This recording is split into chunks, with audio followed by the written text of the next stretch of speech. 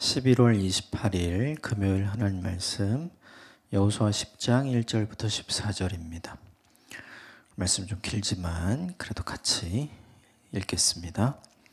그때 여호수아가 아이를 빼앗아 진멸하되 여리고와 그 왕에게 행한 것 같이 아이와 그 왕에게 행한 것과 또 기브온 주민이 이스라엘과 화친하여 그 중에 있다 함을 예루살렘 왕 아도니세덱이 듣고 크게 두려워하였으니 이는 기브온은 왕도와 같은 큰 성임이요 아이보다 크고 사람들은 다 강함이라. 예루살렘 왕 아도니세덱이 헤브론 왕 호암과 야르뭇 왕 비람과 라기스 왕 야비야와 에글론 왕 드빌에게 보내어 이르되 내게로 올라와 나를 도우라. 우리가 기브온을 치자. 이는 기브온이 여호수아와 이스라엘 자손과 더불어 화친하였음이니라 하매 아모리 족속의 5 왕들은 곧 예루살렘 왕과 헤브론 왕과 야르뭇 왕과 라기스 왕과 에글론 왕이 함께 모여 자기들의 모든 군대를 거느리고 올라와 기브온에 대진하고 싸우니라. 기브온 사람들이 길갈 진영에 사람을 보내어 여호수아에게 전하되 당신들의 종들 돕기를 더디게 하지 마시고 속히 우리에게 올라와 우리를 구하소서. 산지에 거주하는 아모리 사람들의 왕들이 다 모여 우리를 치나이다 하매 여호수아가 모든 군사와 용사와 더불어 길갈에서 올라가니라. 그때 여호와께서 여호수아에게 이르시되 그들을 두려워하지 말라. 내가 그들을 내 손에 넘겨주었으니 그들 중에서 한 사람도 너를 당할 자 없으리라 하신지라. 여호수아가 길갈에서 밤새도록 올라가 갑자기 그들에게 이르니 여호와께서 그들을 이스라엘 앞에 패하게 하심으로 여호수아가 그들을 기브온에서 크게 사륙하고 베톤으로 올라가는 비탈에서 추격하여 아세가와 막게다까지 이르니라. 그들이 이스라엘 앞에서 도망하여 베토론의 비탈에서 내려갈 때 여호와께서 하늘에서 큰 우박덩이를 아세가에 이르기까지 내리시매 그들이 죽었으니 이스라엘 자손의 칼에 죽은 자보다 우박에 죽은 자가 더 많았더라. 여호와께서 아모리 사람을 이스라엘 자손에게 넘겨주시던 날에 여호수아가 여호와께 아뢰어 이스라엘의 목전에서 이르되 태양아 너는 기브온 위에 머무르라. 달아 너도 아얄론 골짜기에서 그리할지어다 하매 태양이 멈추고 달이 멈추기를 백성이 그 대적에게 원수를 갚기까지 하였느니라. 야살의 책에 태양이 중천에 머물러 거의 종일토록 속히 내려가지 아니하였다고 기록되지 아니하였느냐. 여호와께서 사람의 목소리를 들으신 이날 같은 날은 전에도 없었고 후에도 없었나니 이는 여호와께서 이스라엘을 위하여 싸우셨음이니라. 아멘. 이거 하나님 말씀입니다. 여리고 승리, 아이성의 승리, 기브온 사람들의 항복, 이 일 때문에 이제 이 본문 이전에도 가나안의 6 족속들이 함께 모여서 대항하자 이런 모임 했었죠. 근데 그 중에 기브온 사람들이 오늘 본문에 의하면 제일 강력했던 사람들이었던 것 같아요. 먼저 2절을 좀 보시면 2절 같이 읽읍시다. 시작. 크게 두려워하였으니 이는 기브온 왕은 왕도와 같은 큰 성이며 아이보다 크고 그 사람들은 강함이니라. 기브온 사람들이 함께 모여서 싸우려면 제일 중요한 역할을 할 수 있었던 사람인데 이 사람들이 먼저 항복을 한 거죠. 본문에 보면 기브온은 왕궁이 있는 도시, 그러니까 생각보다 큰 도시였고 그리고 그 사람들은 다 강했다. 그들의 군사력이 되게 좋았던 걸 보는 거죠. 그러니까 가나안의 다른 족속들도 기브온 사람들을 의지해서 같이 이스라엘과 싸우면 되겠다. 이런 생각들을 다 하고 있었던 거예요. 그런데 기브온 사람들이 항복했잖아요. 그러니까 그 주변에 있던 사람들이 열받은 거죠. 가장 열받은 사람들이 누구냐면 이 기브온 주변에 가까이 있었던 각 도시국가 왕들이에요. 그 중에 오늘 본문 1절에 나오는 아도니세덱이 듣고 굉장히 놀랐죠. 분노해서 이 사람이 주변의 왕 4사람을 불러서 모읍니다. 그게 3절과 3절에 있는 내용이죠. 그래서 뭘 제안을 하냐 하면 지금 싸워야 되는 존재는 이제 사실은 여호수아와 이스라엘 백성이잖아요. 이들의 입장에서는. 근데 누구를 치러 가냐면 기브온 사람들을 치러 가자 이렇게 얘기합니다. 자, 3절, 4절, 5절 같이 읽읍시다. 예루살렘 왕 아도니세덱이 헤브론 왕 호함과 야르뭇 왕 비람과 라기스 왕 야비야와 에글론 왕 드빌에게 보내어 이르되 내게로 올라와 나를 도우라. 우리가 기브온을 치자. 이는 기브온이 여호수아와 이스라엘 자손과 더불어 화친하였음이니라 하매 아모리 족속의 5 왕들이 곧 예루살렘 왕과 헤브론 왕과 야르뭇 왕과 라기스 왕과 에글론 왕이 함께 모여 자기들의 모든 군대를 거느리고 올라와 기브온에 대진하고 싸우니라. 그러니까 기브온을 배신자라고 생각한 거예요.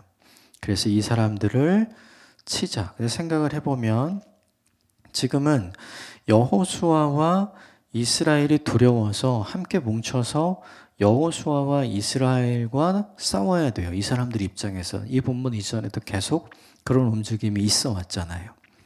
그런데 오늘 본문에는 그 여호수아와 이스라엘이 아니라 애꿎은 기브온, 우리 편이 되어줄 줄 알았는데 그들에게 항복하고 화친 조약을 맺은 이 사람들에게 화가 나서 모든 군대를 이끌고 지금 기브온을 쑥대밭을 만들겠다. 지금 이렇게 얘기하는 거죠. 이 본문을 보면 이 잘못된 선택이죠.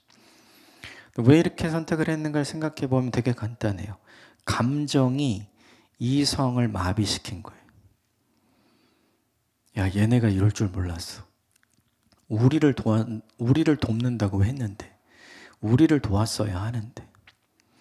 이미 이 10장 이전까지 가나안 족속들이 여리고와 아이성의 전투를 듣고 사람들이 어떻게 뭉치기로 했는지에 대한 기록들이 계속해서 나오고 있거든요. 그 중에 거기서 우리는 빠지겠다고 결정을 하고 선택하고 일을 해버린 기브온 사람들, 이 사람들을 지금 공격하는 거예요. 여러분, 이게 감정에 따라서 판단하고 결정하면 하지 말아야 할 일을 하게 되고, 그리고 해서는 안 되는 일을 기어코 하게 되죠. 하지 말아야 할 일을 하게 되고 해야 할 일을 안 하게 되죠. 이게 되게 중요해요. 조금만 뒤로 머물러서 생각을 해보면, 조금만 좀 객관적으로 제3자의 입장에서 감정을 배제시키고 생각을 해보면 그렇지 않아야 할 일이거든요. 그런데 너무나 쉽게 선택을 하는 거죠. 근데 이게 우리도 비슷한 것 같아요. 되게 감정적으로 중요한 일을 선택하게 될 때, 특별히 화가 났을 때, 오늘 본문의 사람들이 그런 거잖아요. 특별히 두려울 때, 이런 상황에서 감정에 의해서 무언가를 쉽게 결정하면 그 결정이 반드시 부메랑이 되어서 우리에게 돌아오는 것 같아요. 오늘 본문이 그걸 잘 보여주죠. 그래서 무엇보다 중요한 게 뭐냐 하면, 내 감정이 고조되거나 내 감정이 두려움 가운데 있을 때 결정하면 안 돼요. 시간을 보내고 내 감정이 잦아들고 두려움이 아니라 현실을 제대로 파악하고 현실을 제대로 인식한 이후에 선택하고 결정하는 일이 우리에게 필요한 거죠. 자, 기브온 사람들은 분명 크고 강한 사람들이었어요. 그럼에도 불구하고 이 오늘 본문에 등장하는 이제 5개의 군대를, 연합군을 상대할 만한 힘은 없었던 것 같아요. 그래서 어떻게 하냐 하면 여호수아에게 도움을 요청합니다. 6절 같이 봅시다. 시작. 기브온 사람들이 길갈 진영에 사람을 보내어 여호수아에게 전하되 당신의 종들을 돕기를 더디게 하지 마시고 속히 우리에게 올라와서 우리를 구하소서. 산지에 거주하는 아모리 사람들의 왕들이 다 모여 우리를 치나이다. 여호수아에게 급히 도와달라 이렇게 이야기를 하죠. 그리고 여호수아가 움직입니다. 그때 하나님께서 이렇게 말씀하세요. 8절 시작. 그때 여호와께서 여호수아에게 이르시되 그들을 두려워하지 말라. 내가 그들을 내 손에 넘겨주었으니 그들 중에 한 사람도 너를 당할 자 없으리라 하시니라. 움직이고 있는 여호수아에게 하나님께서 격려해 주신 거죠. 여호수아도 그래? 그럼 빨리 도와야지. 그 길을 출발을 해요. 근데 길갈에서 오늘 본문의 기브온까지 30km거든요. 출발은 하지만 가면서 어떤 생각이 드냐 하면 하나님은 어떻게 생각하실까? 우리가 이게 가는 게 맞을까? 출발은 했는데 그 생각이 들 수 있잖아요. 우리도 그렇잖아요. 여호수아가 그때 뭘 한 거냐 하면 주께 물은 거죠. 그러니까 주님께서 말씀해 주신 거예요. 그래서 여호수아가 확신을 가지고 가는데 밤새도록 합니다. 9절 시작. 여호수아가 길갈에서 밤새도록 올라가 갑자기 그들에게 이르니, 대략 30km였고 여기 보면 올라가라고 돼 있잖아요.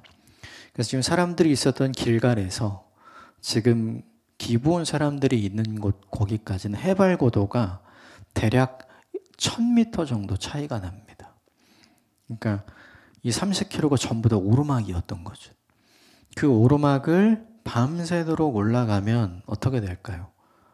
다 지치죠. 싸울 힘이 없는 거예요. 행군 밤새도록 하면 보통 이제 이렇게 저녁부터 시작해서 그 다음 새벽까지 이렇게 10시간, 12시간 요 정도에서 40km 하거든요. 그렇게 하면 아침에 싸울 힘이 없어요. 서 있을 힘도 없고, 그리고 앉아서 뭐 하기도 힘들어요. 다 이렇게 퍼져 있는 거죠. 이게 지금 그런 상태거든요. 근데 어떠냐 하면 이렇게 됐어요. 10절 보시면 같이 읽읍시다. 시작. 여호와께서 그들을 이스라엘 앞에 패하게 하심으로 여호수아가 그들을 기브온에서 크게 사륙하고 베토론으로 올라가는 비탈에서 추격하여 아세가와 막게다까지 이르리라. 하나님이 약속하셨잖아. 너 승리를 줄 거야. 그래서 여호수아는 쉬지 않고 바로 무엇을 시작하냐면 전투를 시작합니다. 기브온에서 베토론까지 쫓아가요. 이 5개 연합군대가 싸우다가 퇴각하는 거죠. 쫓아간 거리가 기브온에서 베토론까지는 10km입니다. 거기 쫓아가요. 이 정도 했으면 충분한 거 아닌가요? 근데 거기서 멈추지 않고 베토론에서 아세가까지 갑니다. 여기는 대략 30km예요. 자기들이 밤새서 온 만큼 끝까지 지금 추적하고 있는 거죠. 그리고 아세다에서 막게다까지가 한 5km 정도 됩니다. 그러니까 전체적으로 본다면 자기들 30km 지금 왔잖아요. 그리고 거기에서 한 총 45km 정도를 더 추격해 가서 총 한 75km, 거의 한 80km 정도 되는 거를 지금 사람들이 쉬지 않고 계속해서 이동하면서 전투하면서 이렇게 가는 거예요. 힘들까요? 안 힘들까요? 당연히 힘들겠죠. 그래서 하나님이 도우십니다. 여러분 11절 보시면 같이 읽읍시다. 시작. 그들이 이스라엘 앞에 도망하여 베토론의 비탈에서 내려갈 때 여호와께서 하늘에서 큰 우박덩이를 아세가에 이르기까지 내리심에 그들이 죽었으니 이스라엘 자손의 칼에 죽은 자보다 우박에 죽은 자가 더 많았더라. 기브온에서 베토론으로, 베토론에서 아세가로, 아세라에서 막게다로 가장 먼 거리는 베토론에서 아세가까지 대략 30km예요. 처음엔 쫓아가지만 가다 보면 어떻게 해요? 야, 이제 그만 갈까? 이런 생각 들지 않을까요? 근데 그때 하나님 뭘 주시는 거냐 하면 하늘에서 큰 우박덩이가 퇴각하는 연합 군대를 따라다니도록. 그래서 본문을 보면 어떻게 되어 있냐면 이스라엘 군대의 손에 의해서 최후를 맞은 사람보다 하늘에서 내리는 우박에 맞아 죽은 사람이 훨씬 더 많게끔. 즉 하나님께서 추격하는 이스라엘 백성들을 돕고 계시는 거죠. 그들에게 힘을 내도록 끝까지 추격할 수 있는 원동력을 제시해 주신 거죠. 그리고 나서 이제 우리가 잘 알고 있는 태양이 멈추는, 달이 멈추는 사건이 일어나요. 12절 같이 읽읍시다. 시작. 여호와께서 아모리 사람을 이스라엘 자손에게 넘겨주시던 날에 여호수아가 여호와께 아뢰어 이스라엘의 목전에서 이르되 태양아 너는 기브온 위에 머무르라. 달아 너도 아얄론 골짜기에서 그리할지어다 하매 13절 태양이 머물고 다리 멈추기를 백성이 그 대적에게 원수를 갚기까지 하였느니라. 야살의 책에 태양이 중천에 머물러 거의 종일토록 속히 내려가지 아니하였다고 기록되지 아니하였느냐. 이 전투의 시작은 밤새도록 30km를 길갈에서 기브온에서 와서 시작된 거죠. 그러니까 새벽에 시작된 거예요. 새벽부터 시작된 전투가 기브온에서 베토론, 베토론에서 아세가, 아세가에서 막게다까지 대략 한 40에서 45km 정도를 추격하면서 계속 이루어진 거죠. 그러니까 뭐 오전 6시에 시작했다고 하면 그죠? 또 한 12시간 이상 12시간 이상 계속해서 전투를 한 거죠. 그런데도 끝을 못 낸 거예요. 그러니까 사람들에게 뭐가 필요했냐면 중간에 우박을 내려주셔서 하나님이 도와주시기도 했지만 완전히 이 전쟁을 끝을 내기 위해서 필요했던 건 뭐냐면 시간이었던 거죠. 그래서 여호수아가 하나님께 기도하는 거죠. 하나님, 시간을 주십시오. 더 오래 싸울 수 있도록 시간을 주십시오. 이게 중요한 거죠. 이 본문을 보면 태양이 머물러 있고 그리고 달도 머물러 있다. 이렇게 돼 있죠. 결국은 어떻게 됐을까요? 진 거죠. 그렇죠. 그냥 결국은 이 태양도 다 지고 달도 다 진 거예요. 이 본문의 표현으로 태양이 멈추고 태양이 머물고 달이 머물렀다. 그러면 시간이 멈춘 것처럼 표현을 했잖아요. 그것은 이 본문을 기록했던 여호수아의 입장에서는 시간이 길어지면 태양이 멈추고 달이 멈춘 것처럼 보이잖아요. 그래서 그렇게 표현을 한 거죠. 근데 생각을 해보면 이 본문에 있는 그대로 태양이 멈추고 달이 멈춰서 시간이 더 늘어난 것처럼 보일 수도 있겠죠. 그러나 현대 과학에 의하면 시간이 멈추고 만약에 달이 멈춘다. 그러니까 쉽게 말하면 우리가 공전하고 자전하잖아요. 그게 멈추는 거거든요. 태양이 멈추고 달이 멈추는 게 아니라 우리의 공전과 자전이 멈추는 거죠. 그렇게 되면 어떻게 되는가? 지구라는 이 행성 안에 있는 모든 것들이 그렇죠. 돌던 힘, 가던 힘 때문에 다 밖으로 튀어나가는 거죠. 그러니까 쉽게 예를 들면 우리가 100km로 쭉 가고 있다가 갑자기 브레이크를 밟으면 안에 있던 것들이 앞으로 다 쏠려서 밖으로 튀어나가는 현상이 일어나잖아요. 그런 것과 똑같은 현상이 일어나게 돼요. 그러니까 실제로 태양이 멈추거나 실제로 달이 멈추었다 이렇게 보기보다는 어떻게 보면 좋으냐 하면 사람들이 느끼고 사람들이 경험하기에 하나님 우리에게 시간이 더 필요합니다. 우리가 이 전쟁을 마무리하고 온전한 승리를 이루기 위해서 우리에게 시간이 더 필요합니다. 우리에게 시간을 더 주십시오. 지금 이렇게 기도한 거거든요. 그럼 되게 중요한 게 시간이 천천히 가게끔 느껴지는 건 내가 같은 시간보다 훨씬 더 빨리 움직이면 그렇게 돼요. 그러면 시간이 굉장히 천천히 가는 것 같은 느낌이 드는 거죠. 그러니까 이 본문을 실제로 태양이 멈추고 달이 멈췄다. 그렇게 볼 수도 있겠죠. 그런데 그렇게 보면 지구 안에 있는 모든 것들이 다 밖으로 날아가야 돼요. 근데 이게 그런 일이 생기지 않았으니까 태양이 멈추고 달이 멈추었다기보다는 실제로 그 시간 안에 이 사람도 다 지친 사람들이잖아요, 지금. 몸을 빨리 움직일 수 없을 만큼 지친 사람들. 근데 그 사람들이 하나님이 주시는 그 힘과 그 은혜로 자기들의 지친 몸이 회복되어서 지금까지 자기들이 움직였던 것보다 훨씬 더 힘있고 빠른 속도로 무언가를 해내는 상태가 된 거라고 보는 게 훨씬 더 우리에겐 유익한 것 같아요. 그냥 본문에 있는 그대로 태양이 멈추고 달이 멈췄구나 그렇게 봐도 괜찮아요. 그런데 그렇게 보게 되면 우리가 설명할 수 없는 영역이 또 생겨요. 근데 이 본문을 우리가 이야기한 대로 평상시 때보다 지금 지쳐서 거의 힘들고 어려워서 움직이기 힘든 상태인데 이 상태에서 사람들이 하나님이 주시는 은혜와 힘을 얻어서 빨리 움직이게 됐구나. 이게 가장 이제 좋은 게 저희 뭐 이렇게 영화 중에 초능력자들 나오는 영화들 중에 빨리 달리는 능력을 가진 사람 있잖아요.